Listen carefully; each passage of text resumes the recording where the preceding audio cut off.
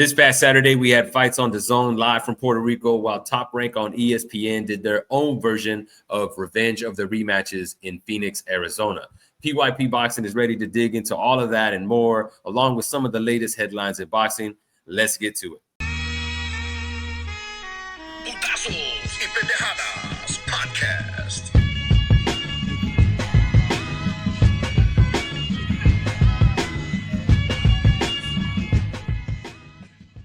Navarrete proved again what he did in the first fight versus Oscar Valdez was no fluke. Vaquero was his typical awkward self, but somehow it just keeps on working for him. One of the interviews before the fight, he said, I think he said it best. When he first started boxing, he did everything wrong. He punched wrong, he moved his feet wrong, but he kept doing it wrong over and over again until he got better and better at doing it wrong. I don't know if this win tells us whether Navarrete is a real force at 130 mark.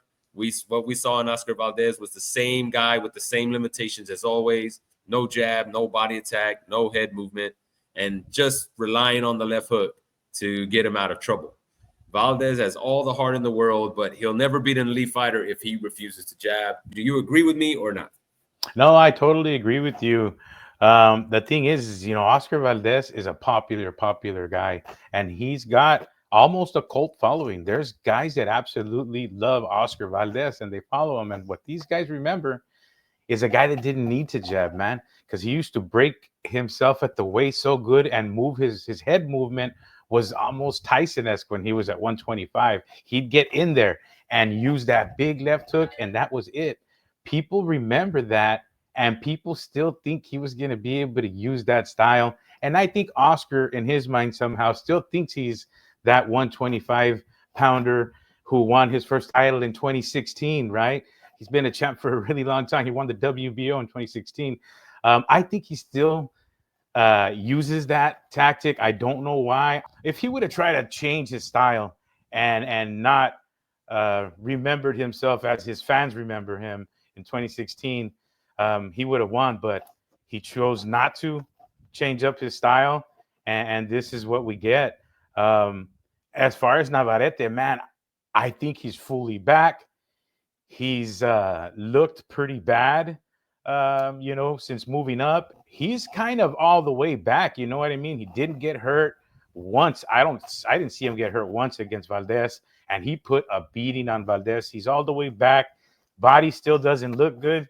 Still fights awkward as hell, but he's coming back. He had a big win, and I'm waiting to see what's next for Navarrete. I'm excited to see who's going to fight. I mean, he's got a bunch of possibilities we'll talk about, but Valdez, man, I don't know if I want him to retire or not. I think Valdez should consider retiring. He can't comfortably make 126 pounds anymore.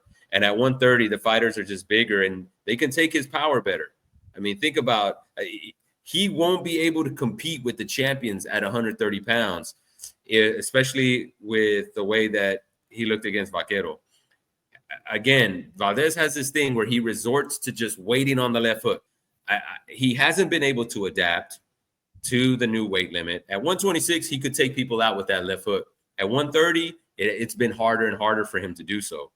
He needs to add more wrinkles to his game. At 33 years old, it's just hard to do that. I think he should consider retirement. Maybe have one more farewell fight. He could have it in Sonora or have it anywhere he wants to have it. Farewell fight, call it a career. He's made good money. He's taking care of his money. And anyway, we'll miss Valdez. He's given us a lot of memorable moments in fights. It's sad to see him go out on this note. So I think we'll see a farewell fight from him. But his days as a top contender at 130 pounds, I think they're pretty much over. As for Vaquero, Mark, you mentioned what's next for him. I think Vaquero said this after the fight. He has one or two more fights left at 130, and then he wants to go back up to 135. Espinoza has talked about moving up to 130. Obviously, at 6'1", it's got to be hard for him to make 126 pounds. You match up Espinoza with Navarrete, that would be a hell of a fight. You signed me up for that one, man. But then there's also O'Shaquie Foster, and he was at the fights that night too, and he was a very interested observer. Both of those fighters have styles that would mesh well with Navarrete's. You know what? I think that Emmanuel Navarrete is the top dog at super featherweight, and there's a whole lot of money to be made there. Espinosa obviously coming in probably later into 2025. He probably has a fight or two left No, at his I weight think it's class. next. I think it's Even if next. it's six, well, when he gets there, it's even more money to be made. I think, I think he matches up well with Andres Cortez. I'd like to see him with Oshaki Foster. I think those are all fights that he wins, not easily, but I think he does win them. You got what's the other cat's name, David Casey. So there's some good money to be made here. And then when Espinosa comes in, I mean, any of these guys is going to make him money. The Espinosa fight is going to be a mega fight at 130, and he can easily take these guys. I think what's next for Emmanuel Navarrete is he beats all these guys. If he meets Espinosa, it's going to be a tough one. If he doesn't, he'll go up to 135 unscathed from 130. I don't think any of these guys beat Navarrete. None of these guys, I don't think, match up with any of the two top super featherweight and featherweight Mexicans in the world, which is Espinosa and Navarrete. Also on the undercard, Mark, we had another rematch where Rafael Espinosa fought Robesi Ramirez for the second time. And Mark, I got to say, I thought El Tren had a perfect game plan going into that fight. I had talked with Boxing with Chris on one of his shows, and I mentioned that I thought El Tren needed to go to Espinosa's body. Espinosa has that long torso. He's so tall at 126 pounds, but he has a really long torso, almost like Diego Corrales. And I said, I thought Tren needed to attack the body early in the fight to kind of weaken El Divino. And I also said, Tren needs to stay on the outside, not work on the inside so much, because he stayed on the inside too long in the first fight, and that's where he was getting he was taking a lot of punishment. And to my surprise, El Tren was doing exactly that for the first 3 or 4 rounds, Mark, and it looked like he was gonna have some success. He was hitting El Divino really hard to the body. He was moving laterally, staying low, going really hard to the body, throwing counters. I thought he was setting Espinosa up for shots upstairs later in the fight, but you know what? We didn't get far enough to see it. What did you think of the fight? Well, listen, man, El Divino is a very Catholic man, and he's named after a saint. El Divino is a Catholic saint, but there's no saint in this guy, man. He's a devil in the ring. He's a cheater, man, and you can tell he practices this cheating. He does it perfectly and you can tell he's trying to do it when the referee is unable to see what elbow he's using. If the referee's on the opposite side, he's gonna start using the elbow or some type of dirty tactics, and you can tell that this is trained for. You can tell that he maybe spars and practices these moves because they're very slick. This is an outrage, bro. Look, I admire the technique and how good he is at the cheating, but shit, man, you can take somebody's eye out, you can ruin somebody's career. As far as Ramirez quitting, even though they were giving him elbows, I don't think that was a reason to quit. I would have liked to see him go. I don't think it was that bad, but I mean, I'm not the guy feeling the punches. I wish That's he my would have gone point. forward. Yeah. I wish he would have gone forward and finished it, because I think that he really connected some good blows early, and he was doing good early, and it really didn't do anything to stop the monster in front of him. And I think his mental beat him more than the elbows. I think he used the elbows as an excuse to get out of it. As egregious, although you like that one, egregious way? Pinche palabrota, brother. As egregious as those elbows were, I think he backed out because his mental game said, I can't beat this guy. I'm done. So I've got to push back a little bit on that, man. Number one, I think you don't separate the elbows and the wanting to get out from the injury. You can't separate any of that. It's all together, right? The reason why Robesi quit was because of the injury. He has a fractured orbital bone. It's been confirmed. Evan Korn tweeted it. He went to the hospital, diagnosed with a fractured orbital bone. That's a very painful injury, okay? And it's very possible, just looking at the clips, There's already been montages about the elbows that Divino was using, and they looked very intentional, very intentional.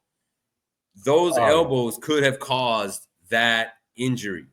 All right. So it's all related, man. Yeah, there are people saying that Robesi could have continued. He should have gone on for a couple more rounds. And I get it, maybe, because we're used to seeing fighters, the great fighters, the fighters that we hold dear in our hearts, do stuff like that, right? That's why we think some fighters are really special, because when they face adversity like that, they keep going. But I don't think it's fair to like, people are really starting to clown Robesi, especially Joe Tessitore and Mark Kriegel. I talked about this on the Boxing with Chris live the other day. I'm not going to kick Robesi when he's down, dude. I don't like the way Tessitore and Kriegel were dragging him through the mud. They were just shaming him on the air. And they almost seemed disgusted with him.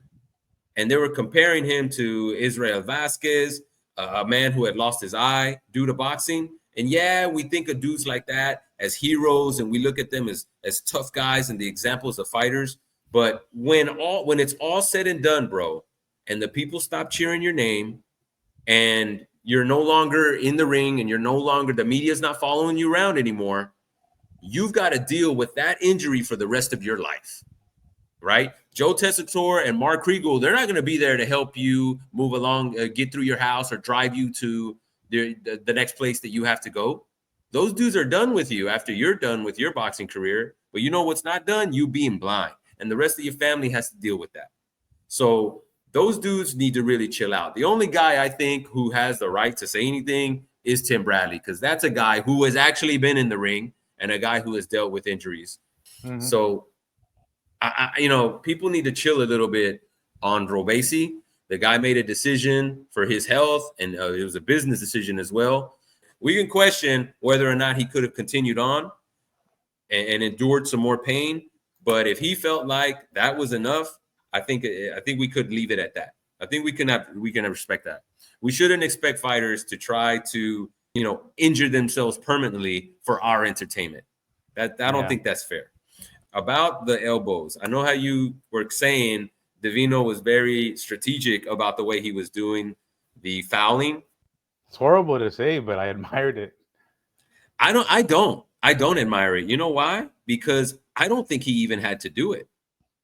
I think he could have won this fight and probably still got a stoppage without the fouls. I got the sense that Robesi was starting to get tired.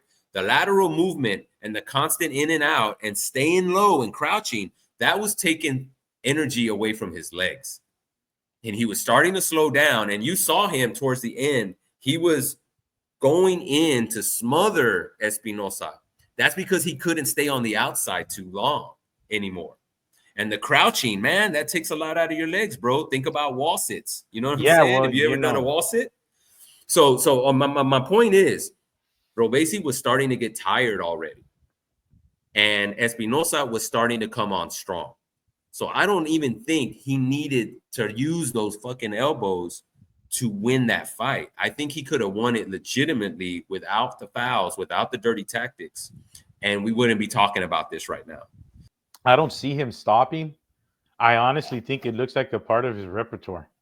Like, that's just a part of his thing. Well, then you know what? That's going to be a bad look for him going forward, because now with the outcries and people are putting this stuff out there, Mark, referees are going to be looking for that.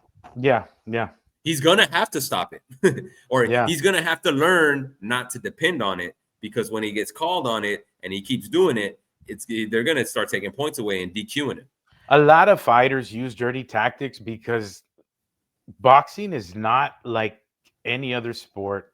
If this was the NFL, that guy would have been thrown out for 5 games, and that hurts the pocket, because they make money only when they're playing. So when they suspend guys, they lose their weekly checks, and they only get paid during the season. So imagine how big those checks are they're losing. You know what I mean? That's what they need to do in boxing. They need to hit these guys with a check. If they see something like that, the commission should start holding back money from them. Then we'll fix that problem. Like this right here, you give that money to the opponent, like just like the pounds situation or something. Moving on to the zone, Mark, we had some fights in Puerto Rico where the main event was Richardson Hitchens versus Liam Parra. Um, I'm not the biggest fan of Hitchens' style. Hitchens is a pure boxer. That's what he is, a pure boxer. And he will try to win the fight with as least risk as possible. Reminds me very much of a Shakur Stevenson. They fight very similarly. I liked this fight in spurts. To me, Parra came out with a good game plan. He was jabbing to the body and throwing that left hand and then jabbing over Hitchens' jab. But do you remember this moment, Mark, in the fourth round? Lenny Wilson, Hitchens' trainer, started yelling at him and telling him, you need to throw more punches, man. This was after the fourth round. You need to throw more punches. You could be down 4 rounds right now. I'm telling you, you need to get busy. And as soon as Hitchens came out for the 5th round, he started opening up, man. He was throwing lefts and he was doing that right hand down too. And that right hand has some sting on it, Mark. He actually stopped Parra from coming in as much as he was early in the rounds. And I had Parra up 3-1 at that point. So to me, Parra was winning that fight. But that 5th round, that was a pivotal moment, man. And I even saw Hitchens close with a left hook after those jabs and those right hands. Look, after that, Parra wasn't coming in and backing him up very much. Rich and Hitchens pretty much took over for the rest of that fight. And that's when I started kind of getting tired because each round was looking the same. Parra couldn't make an adjustment after that. Hitchens pretty much won every round from there on, except maybe the last one. Yeah. How did you see the fight? Were you impressed with the way Hitchens won? Yeah, man, I really was. He closed out super strong. This is the first full fight that I see of Hitchens. And I saw it good, late. Man. This is the first full fight I've seen of Hitchens. I've always just seen his highlights, but he started off super slow, man. I think he only threw 12 punches, according to CompuBox in the first round. Second round, still threw under 30 punches, like 28, 29. The third round, he only threw 19 punches, and then maybe 20 punches in the fourth. The 5th round comes, your boy starts motivating him in the corner, 34 punches. Next round, 32 punches. Next round, 40 punches. Next round, 39 punches. He picked it up. He never had a round under 30 after that. And, Parra, he threw a whole mess of punches, but he was just missing all night. I like Hitchens. I like what I see. He's a slow starting boxer. This is the first full fight I've seen, but in this fight, he was a slow starting boxer. And he seems like a type of guy that really needs a motivator in there, but he's also the type of guy that listens to that person that's motivating him, and he'll make the adjustments the guy wants. He's a smart boxer. He's got a really good awareness of his distance game. Chingao, man, he's a hell of a boxer, dude. I think he's going to be a champ for a long time. He's really good, dude. He's really good. I don't think so. Man, because I see him defending. I don't see the boogeyman beating him.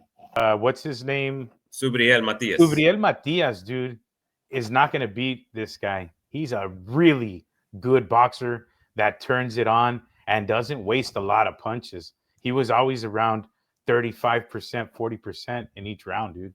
He's good. So that right there, Mark, is what I think is the problem. He doesn't throw enough punches. What is Hitchens going to do to keep Matias off of him? Matias will come forward and not stop until he lands his shots. I don't think Hitchens is going to be able to keep Matias off of him. If there's a style that gives hell to pure boxers, it's the pressure fighter.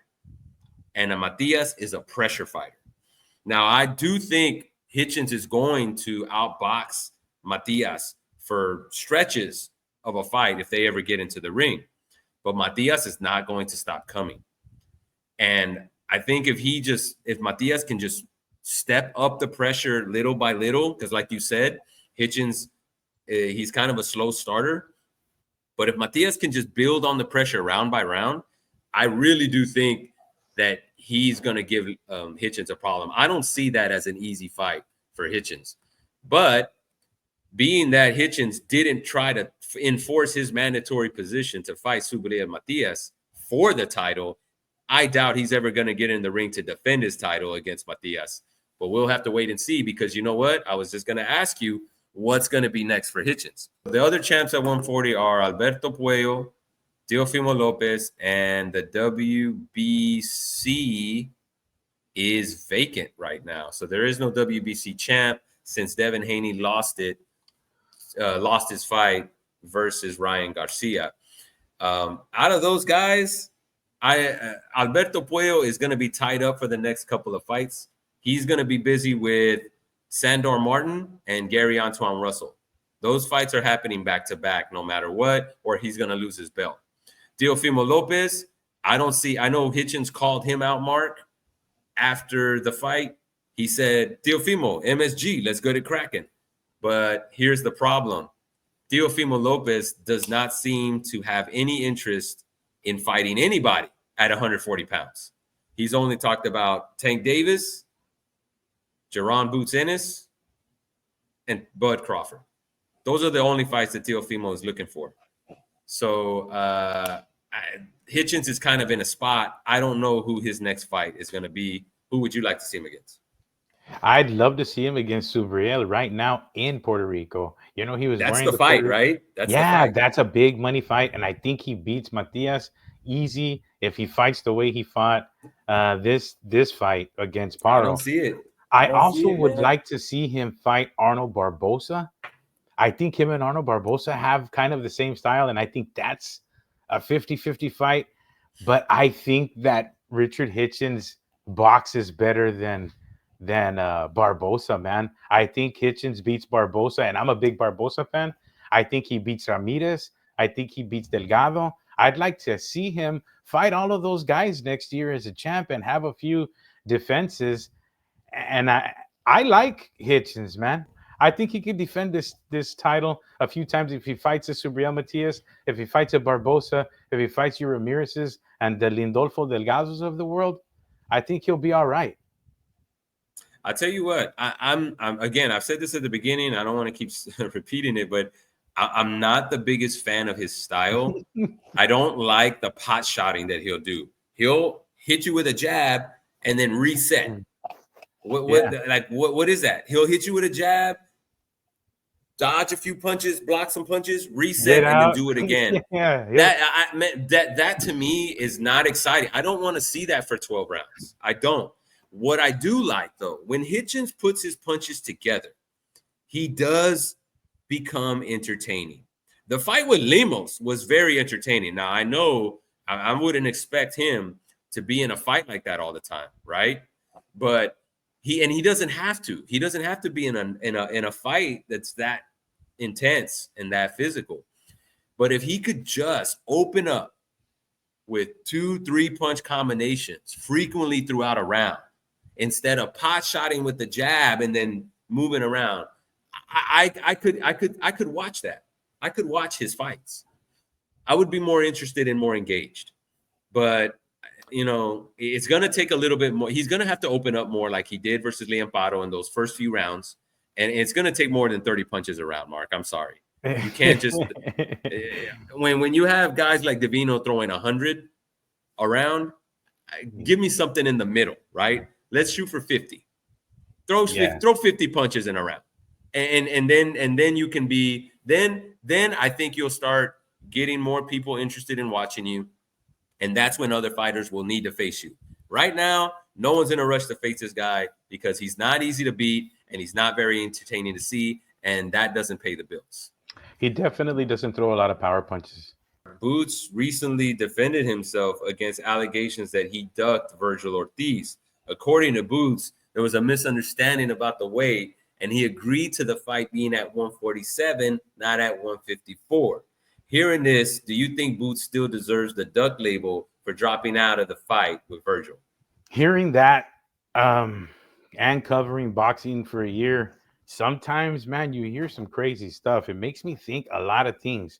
Maybe he did know it was at 154 and he's acting stupid and trying to bring this guy down to drain him to 147. Maybe it was a tactic that didn't work and now looks like a duck, or it was a duck. I don't know, but it's an all-around bad look. A lot of people are saying maybe he was using it as a tactic to bring him down to 147 and capitalize on that advantage. And maybe he just didn't think he was, that was just too big of a lunch to eat at 154 for his first rodeo. Probably, yeah. So you think he might have outsmarted himself, huh? Maybe. Look, boxer's really scared of no other boxer.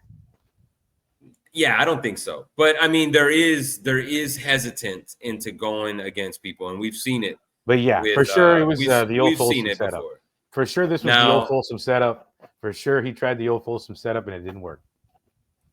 In my view, it's not hard to call it a duck from my point of view. I agree with you. I don't think he's scared. But after the fight with Karen Chakadzian, Boots said himself it might be time to move to 154. Even Eddie Hearn said the same thing. Well, this would have been the perfect opportunity for him to do so. If making 147 pounds was the problem with his performance versus Karen, then why not take the payday to fight a fighter you were talking about facing out welterweight anyway? Boots and Vergil were on a collision course at welterweight since, a few years ago. So this was something that was going to happen at welterweight or at 154, no matter what. Now that the Boots fights is off, regardless if it was a duck or not, Boots and Vergil is not happening. There were a couple of fighters that stepped up. First was Xander Zayas. They offered him the fight, and he accepted it right away. I was a little excited for that fight. A lot of people said it was too soon for Zayas. I kind of agree. Ideally, a fight like that would happen with a title on the line, maybe even a unification fight. It's a bit early, definitely, but it could have been built up into a big event just a couple of years down the line. Zayas isn't quite a prospect, but he's not exactly a contender either. What do you think? Do you think that fight would have been too soon? No. Zayas is the goods. That is not too soon. I was nervous for Vergil with that fight. Nervous? Yes, nervous for Vergil, dude. Zayas is that good and that serious. I think, yeah. He is that good and he's that serious about the boxing life and legacy. He is that kid. He's another Cotto, in my opinion. He's maybe not a Cotto. He's another Cotto. I see he is Cotto, but he's another Cotto coming. He ain't him yet, but he's ready for Vergil right now. So, look, I think Xander's a very good boxer puncher.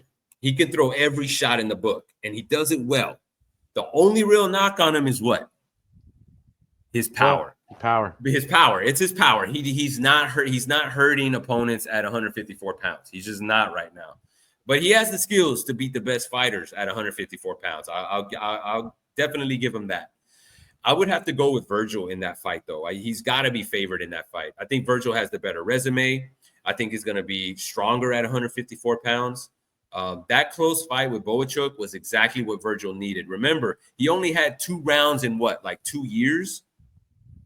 So he needed that hard 12-round fight that he had with Boachuk. Vergil is going to be sharper. He's going to be more focused in the very next fight that he's in. I think Vergil would have to be favored in versus Zayas. But that fight ended up not going through, Mark. Instead, Israel Madrimov stepped in. And I think this is definitely an upgrade. Instead of Boots and Zayas, Madrimov's the official opponent. And I actually think he's the better one. I don't think anybody expected him to go through with his fight with Boachuk. They were scheduled to fight in December on the Usyk-Fury rematch. And if he had gone through with that fight, Mark, he would have fought Vergil in February. That would have been 2 months later. I knew that something was going to happen with that fight. And it turns out Madrimov pulled out because of bronchitis. He had some kind of illness. They said it was bronchitis. He was sick.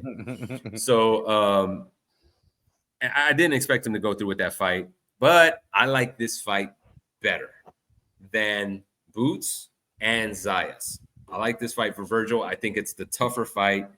How do you feel about this fight? I liked the Zayas versus Vergil. It got me more excited and it got me Better more than all nervous the other for. ones?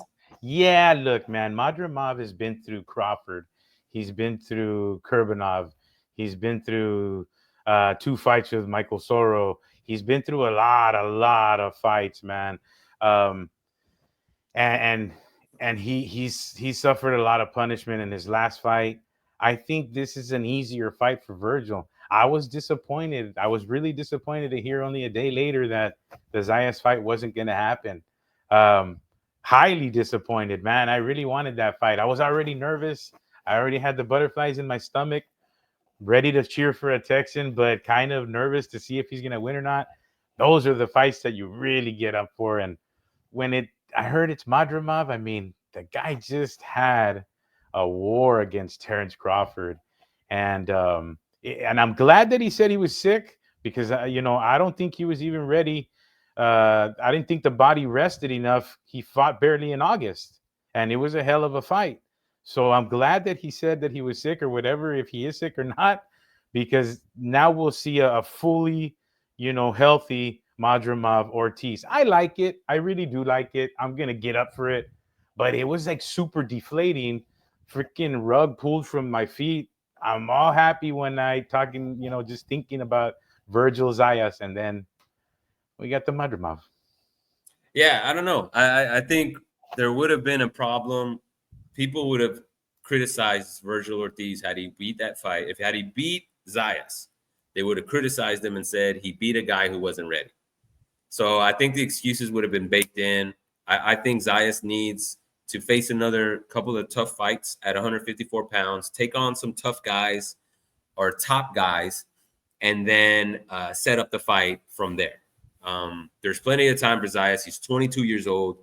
I think he's going to grow into the division just a little bit more, and he'll be a more formidable opponent because of it.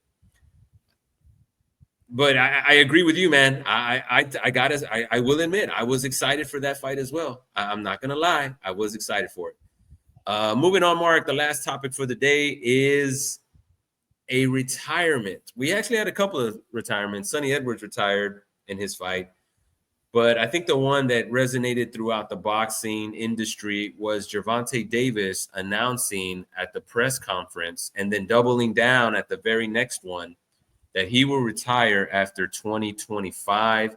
He has one more year left in the sport.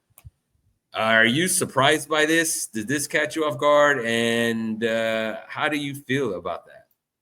I think it caught everybody off guard. It was all over social media. Everybody's been talking about it. Gervonta Davis doesn't love boxing. Um, the thing that surprised me the most about everything he said that day, and he really made me believe it, is he doesn't care about titles and legacy or any of that shit. He just wants money. He doesn't love boxing. He wants to get money and get out. He doesn't even want anything to do with his promotional or, helping Mia Ellis anymore, his fighters. He doesn't want anything to do with boxing.